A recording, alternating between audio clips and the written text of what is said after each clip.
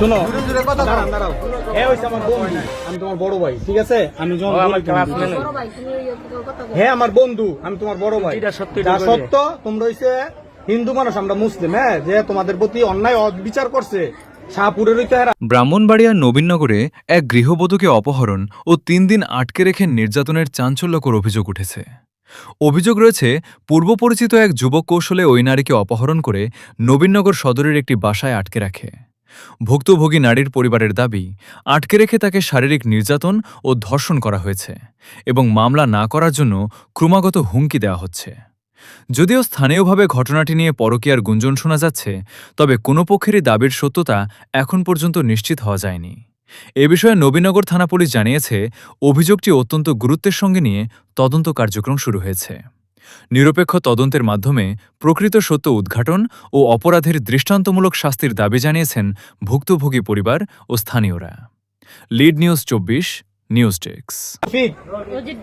রফিক, হ্যাঁ ডেজার রফিকের ছেলে ইমন তোমার বলছে গাড়ি তোড়ার জন্য, সিনজিৎ। হ্যাঁ, তারপর বলো।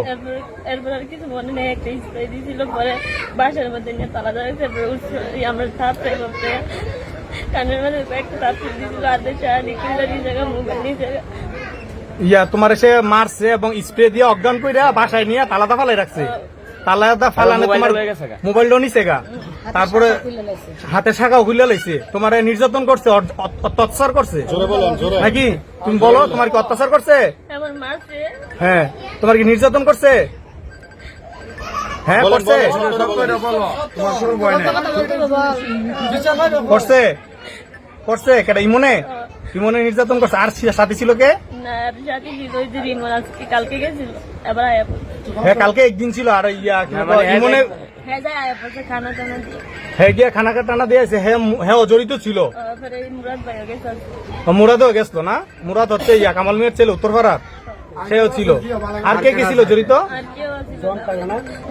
আমার 2 মাস আগে হুমকি দিয়েছিল, যদি পাই একদিনের লেগে আমি বুক করে রাস্তার দিকে তুলে নিয়ে এই কথা কইছে। হ্যাঁ, এবার আমার সাথে সাথে আমার জামাইর আমি জানাইছিলাম।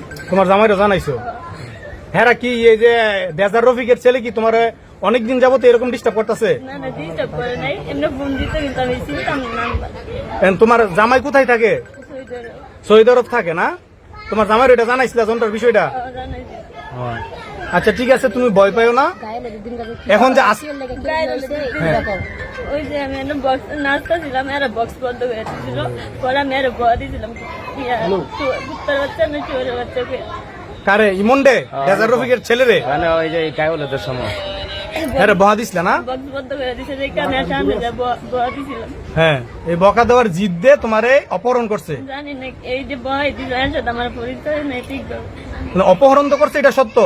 এই নিজে। আচ্ছা, নবীনগর নিয়ে কি তোমার একটা রুমের মধ্যে আটকে রাখছে? বাইরের থেকে তালা ধরেছিল, বাইরের তালাদা রাখতো।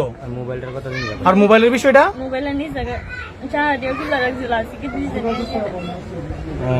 তোমার সাথে তুমি কারোর সাথে যোগাযোগ করতো, সে দেয় নাই? তোমার উপরে বিশেষ পরিমাণ করে মানে অনেক টর্চার করছে না? তুমি তো এটার বিচার চাও? তুমি কি গ্রামবাসীর কাছে, আমাদের মাননীয় চেয়ারম্যান এবং মাননীয় সংসদ সদস্য ব্রাহ্মণবাড়িয়া 5 অ্যাডভোকেট আব্দুল মান্নান সাহেবের কাছে কি এটা সঠিক বিচার চাও? বিচার চাও? বলো, মাথাটা একটু তুলো। তুমি কি বিচার চাও প্রশাসনের কাছে? এটা তুমি সঠিক বিচার চাও? তুমি সকলের সামনে এটা বলতে পারবা তো, এই যে অন্যায় বিচার করছে তোমার সাথে? আচ্ছা ঠিক আছে।